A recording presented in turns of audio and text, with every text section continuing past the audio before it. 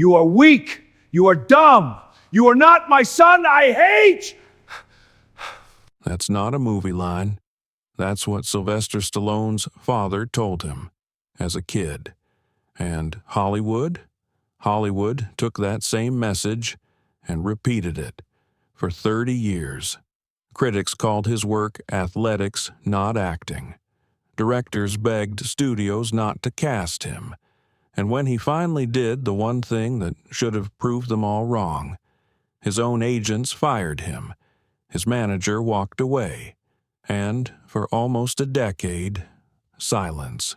But in January 2016, something happened in a room full of Hollywood's biggest stars that made every single one of them stand up from their seats. This is that story. See, most people know Stallone as Rocky, as Rambo, as the guy with the muscles and the bandana and the machine gun. But here's what most people don't know. There's a moment in 1997 where Stallone did something no action star had ever done before. He destroyed his own image, deliberately, and it backfired, spectacularly. There's a director, a guy who later made Logan and Indiana Jones, who literally said, "Please, God, no," when someone suggested casting Stallone. And there's a phone call where the man who made Rocky was told to his face, "Nobody wants you anymore." But first, you need to understand the trap that Stallone's own father built for him before Hollywood ever could. Sylvester Stallone was born with a partially paralyzed face, the left side. It affected his speech. It affected how people saw him. And his father? His father looked at him and said, "You weren't born with much of a brain, so you better develop your body." Now, think about that. Think about hearing that as a kid, from your own father. And Stallone, he listened. He started building muscle, not because he loved fitness, because he thought if people could see his strength, maybe they'd respect him. Maybe they'd stop looking at the drooping lip and start seeing someone who mattered. Years later, Stallone described exactly what happened. He said he'd show up to meetings in a black t-shirt with the sleeves rolled up, projecting aggression, projecting power, thinking it would earn him respect. But it backfired. Instead of respect, they saw a meathead. Instead of strength, they saw an empty threat.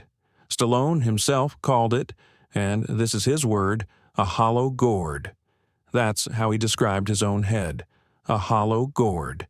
And then Rocky happened, 1976. Rocky wins Best Picture. Stallone is nominated for Best Actor and Best Original Screenplay. He wrote that film. The dialogue, the characters, that "Yo Adrian" moment that lives in the DNA of American cinema came from his mind, not his muscles. And here's a fact that almost nobody talks about. Rocky, the movie that defined Stallone as a physical force, has only 6 minutes of actual fighting. 6. The rest, it's writing, it's acting. It's a love story about a guy who doesn't believe in himself, written by a guy who didn't believe in himself. But Hollywood didn't see that. What they saw was the body, and what they did was build a cage out of it. Rocky II, Rocky III, Rambo, Rocky IV, Rambo II, Cobra, cliffhanger. Each movie bigger than the last. More muscles, more explosions, more box office, and with every hit, the cage got tighter. Studios wanted the body. Audiences wanted the body. And Stallone, he gave them the body. Because the body worked. But here's the thing nobody talks about. He was miserable. Stallone later said, "Intelligent people looked at my movies and said, 'This is athletics, not acting. This is sleight of hand, not flesh and blood, tear out your heart movie making. He watched roles go to other actors. Man on Fire, Denzel, Collateral, Tom Cruise, roles that fused action with drama. The exact thing Stallone had done with Rocky, but nobody would let him do again. Now, most actors in this situation, they take the money, they ride the franchise, they play golf, but Stallone couldn't let it go. He needed to prove that the man behind the muscles was real, and in 1997, he made the most dangerous decision of his career. 1996. A young director named James Mangold has a screenplay. It's called Copland, crime drama, corrupt cops in a small New Jersey town, a quiet, overweight sheriff caught in the middle. The script is so good that Robert De Niro signs on, Harvey Keitel signs on, Ray Liotta signs on. This is going to be the crime film of the decade. And then, someone suggests Stallone for the lead. Here's what Mangold said, his exact words: "I didn't want him." When he was first brought up to me, I was like, please, God, no.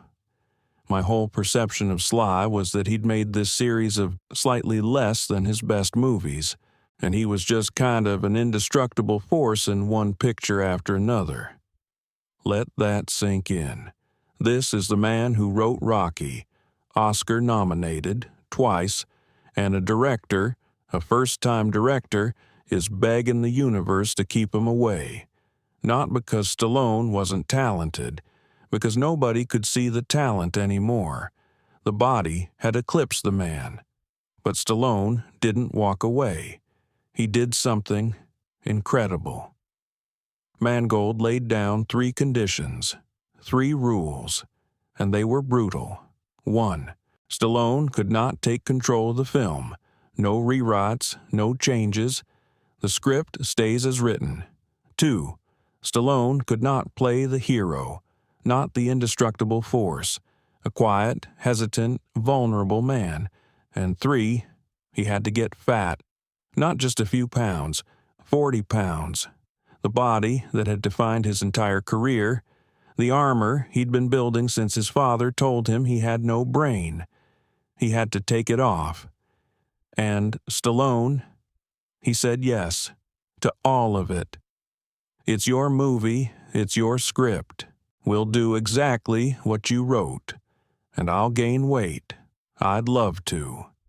He even put up his own salary to help finance the film. This wasn't a paycheck.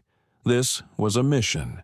Stallone wanted to prove, once and for all, that the meathead was a myth. And the performance, Mangold himself admitted it. Stallone was extraordinary, vulnerable, subtle, human, acting opposite De Niro and Keitel, and holding his own. The reviews came in. Critics noticed. They saw the actor behind the muscles. For the first time in 20 years.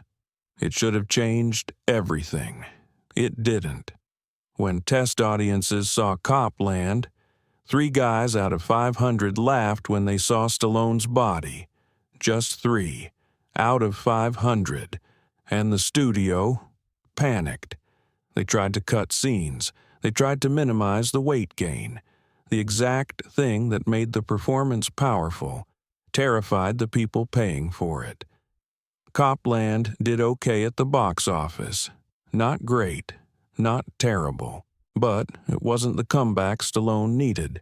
It confused people. Rambo fans didn't want drama. Drama fans didn't trust Stallone. And then the calls stopped.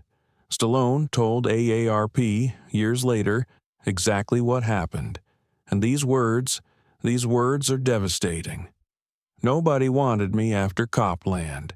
Even my agents. I was fired from CAA. My personal manager let me go. He said, "I can't do anything for you. Nobody really wants you anymore. These studios feel as though you're not what you were. Time has passed. Your genre is over." For almost a decade, I couldn't find work. Imagine that. The man who created Rocky Balboa going to studio executives and saying, "Please, I'll take anything." And they said no. The early 2000s. Stallone is making movies that nobody watches. Get Carter, tanked, driven, tanked, Detox, so bad it went straight to DVD. The man who once commanded $20 million per film couldn't get a meeting. He clawed his way back, partially, with Rocky Balboa in 2006, and Rambo in 2008, and The Expendables in 2010. Box office hits, but all of them were the same thing. The body, the muscles, the brand, the cage was back, and Stallone knew it. 2014. A young director named Ryan Coogler, 28 years old, picks up the phone. He has an idea, a Rocky movie, but not a Rocky movie. It's called Creed. It follows Apollo Creed's son. And Rocky? Rocky is old. Rocky is sick. Rocky is a supporting character in someone else's story. No muscles, no bandana, no machine gun, just a man, aging, dealing with loss, fighting cancer instead of Russians. And Stallone, the guy who'd spent decades trying to prove he was more than a body, said yes. He later said, "I never went into the film thinking this is going to be a transformative performance. I just thought, Rocky has a lot of issues, a lot of problems. He's like all of us." The performance is unlike anything he'd ever done. No pyrotechnics, no one-liners, just a tired man in a hospital gown, being honest. January 10th, 2016. The Golden Globe Awards, the Beverly Hilton Hotel, the category Best Supporting Actor. The nominees include some of the best actors working today. The name is announced, Sylvester Stallone. And then it happens. The entire room stands up. Every single person. In a room full of people who'd spent 30 years calling him a meathead, they stand. Stallone walks to the stage, and he says something that, look, he says, it was a long time ago. That's it. That's all he could get out before the emotion hit. It was a long time ago. 39 years between his first nomination and this one. The longest gap between acting nominations for the same role in the entire history of the Academy. He goes on to earn an Oscar nomination, Best Supporting Actor, at 69 years old. And here's the detail that breaks me. When asked what the nomination meant to him, Stallone said, "Now my kids will actually listen to me," for 5 minutes. Even his old rival acknowledged it. Arnold Schwarzenegger, the man who'd competed with Stallone for decades, recorded a public video and said, "To me, you're the best, no matter what they say." So let's go back to where we started. A father tells his son, "You weren't born with much of a brain, so you better develop your body." And the son, he builds the body, builds it so well that nobody can see past it. He writes one of the greatest underdog stories ever told, and the world still only sees the muscles. He spends 20 years inside a golden cage, making hundreds of millions of dollars and hating that nobody sees the artist. He destroys his own image, gains 40 pounds, acts opposite De Niro, and the reward, he gets fired by his own team, a decade in the desert, making movies that go straight to DVD, begging for work. And then, at 69, a 28-year-old director hands him a script and says, "Just be human," and the whole room stands up. Here's what I think this story is really about. Stallone didn't prove his father wrong by being smart. He didn't prove Hollywood wrong by winning the Oscar. He actually lost that night to Mark Rylance. What he proved is that the body was never the point. The body was the armor, the thing he built to survive a father who didn't believe in him. And the tragedy is that the armor worked so well, it became the prison. The man who wrote Rocky, a story about someone being underestimated, spent his entire career being underestimated. But he kept going. For 39 years, he kept going. And that is the most Rocky Balboa thing Sylvester Stallone has ever done. If this story hit you the way it hit me, hit subscribe. Because the stories we tell on this channel, they're the ones Hollywood tried to bury.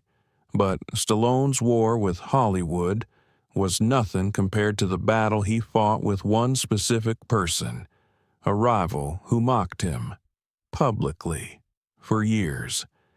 And the way Stallone settled that score, let's just say, it was filmed, and neither of them expected what happened. That story is right here.